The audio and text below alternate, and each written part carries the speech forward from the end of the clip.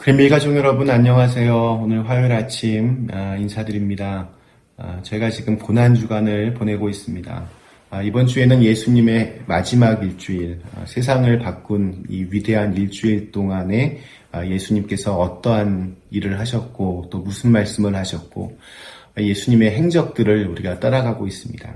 오늘은 마가복음 12장 41절로 44절에 있는 말씀을 제가 읽으려고 합니다. 마가복음 12장 41절로 44절에 있는 말씀 제가 읽겠습니다.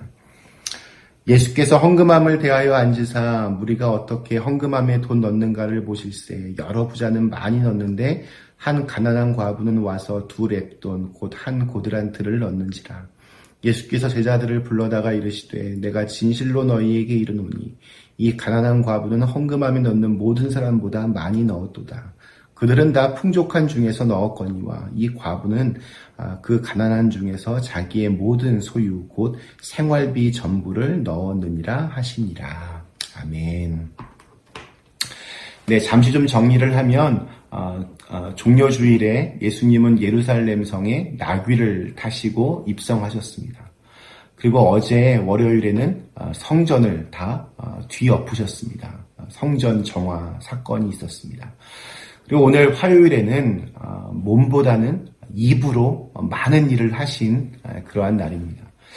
고난주간 동안 아마 예수님께서 가장 많은 말씀을 하지 않으셨을까 할 만큼 많은 말들이 기록되어 있습니다. 마가복음에 보면 11장 20절부터 13장 끝까지 그렇게 예수님의 화요일의 행적이 나오고 있습니다.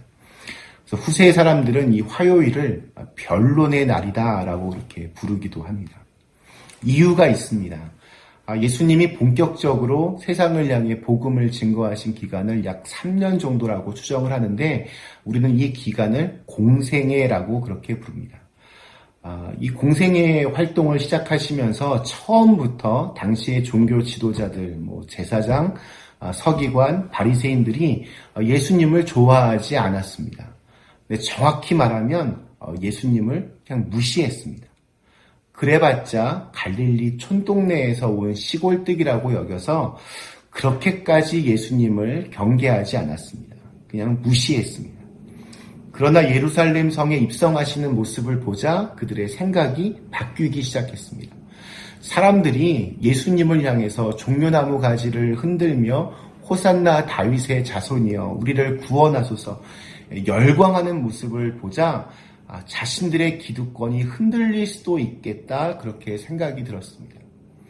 그리고 그 다음 날 예수님께서 성전을 다 뒤엎으시고 모든 장사치들을 다 몰아내시자 예수님의 존재가 그들에게 굉장히 위협적으로 다가왔습니다.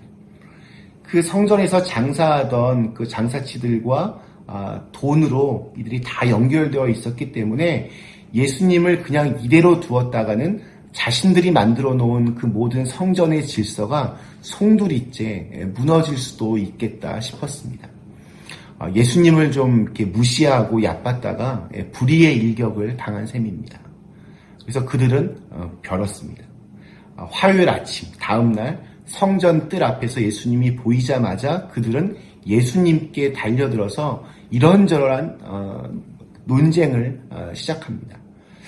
갈릴리 촌동네에서 왔으니까 배운 게 별로 없었을 것이고 그래서 우리가 이렇게 고상하고 또 어려운 문제들을 내면 그렇게 예수님을 공격하면 아마 꼼짝 못할 거라는 그런 계산을 자기들 스스로 했을 것입니다. 그들이 쉴 새 없이 예수님께 질문 공세를 펼칩니다. 당신이 도대체 무슨 권위를 가지고 이런 일들을 할 수 있는가? 로마 가이사 황제에게 하나님의 선택받은 민족인 우리가 세금을 내는 것이 과연 합당한 것이냐? 진짜 당신은 부활이라고 하는 것이 있다고 믿느냐? 부활이라는 것을 어떻게 증명할 수 있냐? 율법에서 가장 중요한 계명은 무엇이냐?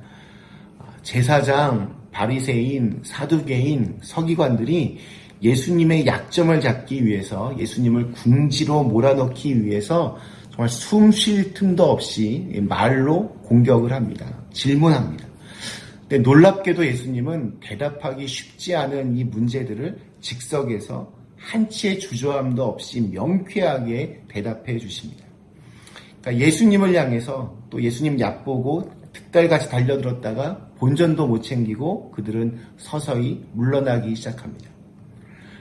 정말 지루하고 고단한 논쟁이 끝나고 그 다음 우리의 마음을 이렇게 뭉클게 하는 장면이 바로 뒤를 이어 등장합니다.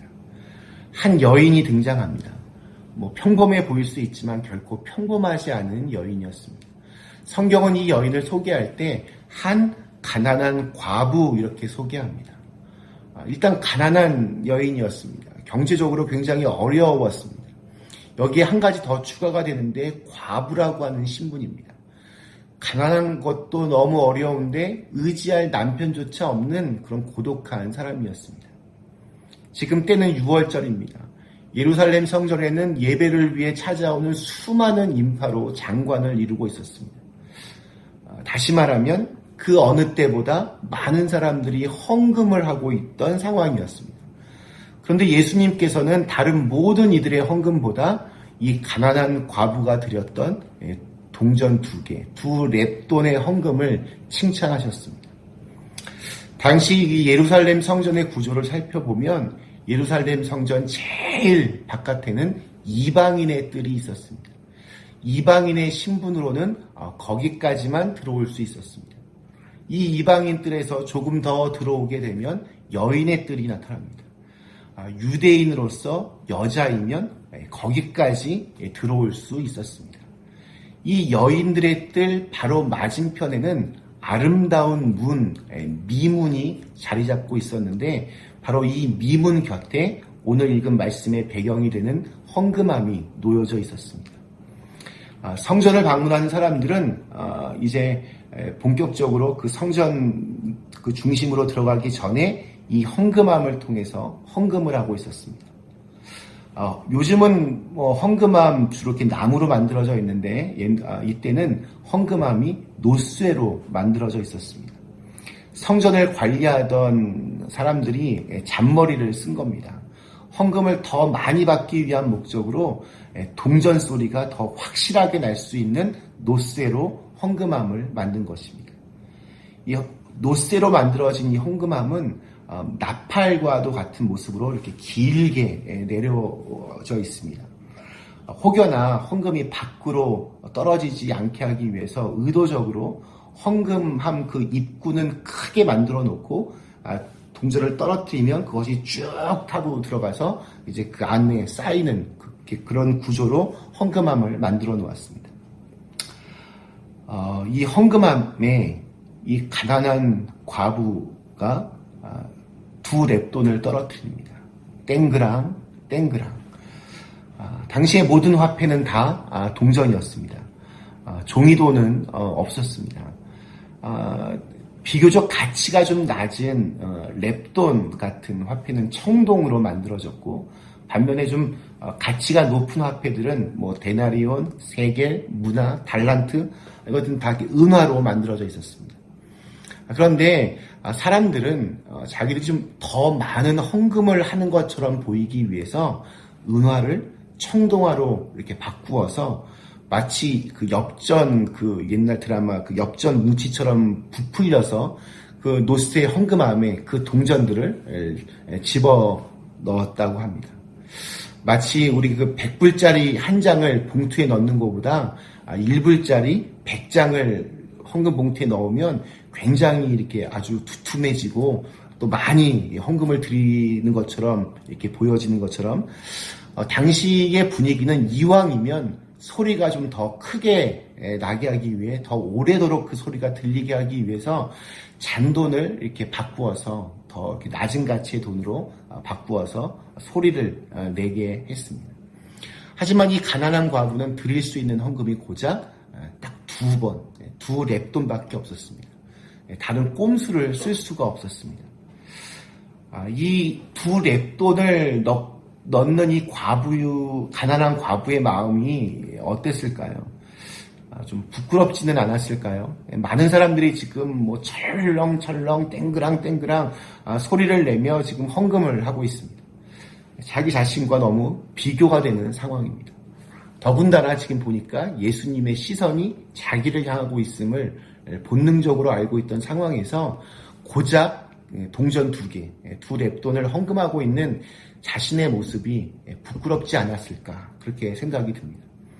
하지만 이런 유치한 상상과는 달리 이 여인은 너무나도 당당하게 조금의 부끄러움도 없이 헌금함에 이 2랩돈을 넣습니다.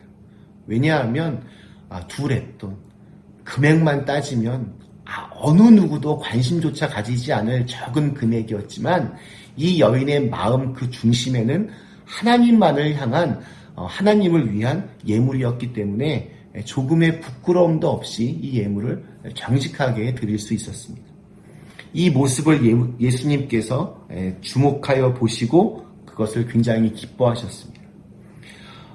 예수님은 하루 종일 겉으로는 거룩한 척하지만 속으로는 자신들의 입속을 챙기기에 급급하고 높은 곳에서 존경받는 것만을 좋아하던 성전의 종교 지도자들과 설전을 계속해서 벌이셨습니다.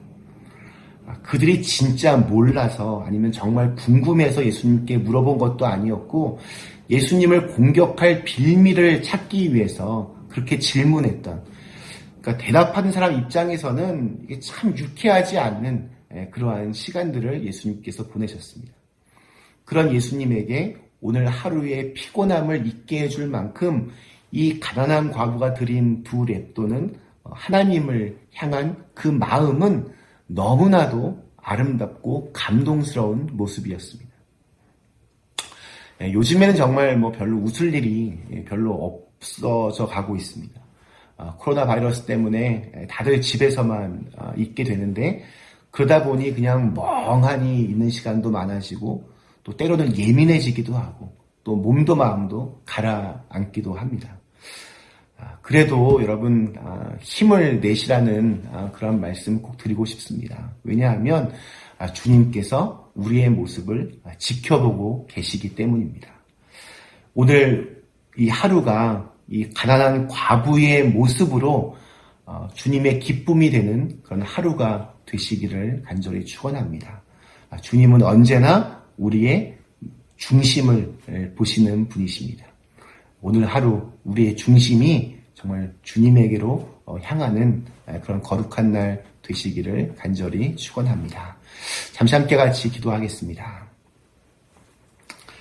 하나님, 오늘 저에게 주어진 이 하루의 시간 그냥 거룩한 척 흉내를 내는 것이 아니라 정말 우리 마음 중심에 주님을 향한 간절함과 그 사모하는 마음 있게 하여 주옵시고 겉으로 보여지는 모습으로 평가는 다른 사람들의 시선을 의식하는 것이 아니라 오직 우리 주님만을 바라보며 걸어갈 수 있는 오늘 하루가 되게 하여 주시옵소서. 점점 우리의 몸도 마음도 이렇게 지쳐가고 있는 상황에서 그럴 때라도 더욱더 우리가 힘을 내서 살아갈 수 있도록 하늘의 능력과 또 권능으로 우리와 함께하여 주시고 이 어려운 시간들 잘 이겨내게 하시고 또 이 어려운 시간들 동안 또 어느 누군가에게 또 기쁨이 되고 희망이 되는 그런 하루가 되게 하여 주시옵소서. 예수님의 이름으로 간절히 기도드리옵나이다. 아멘.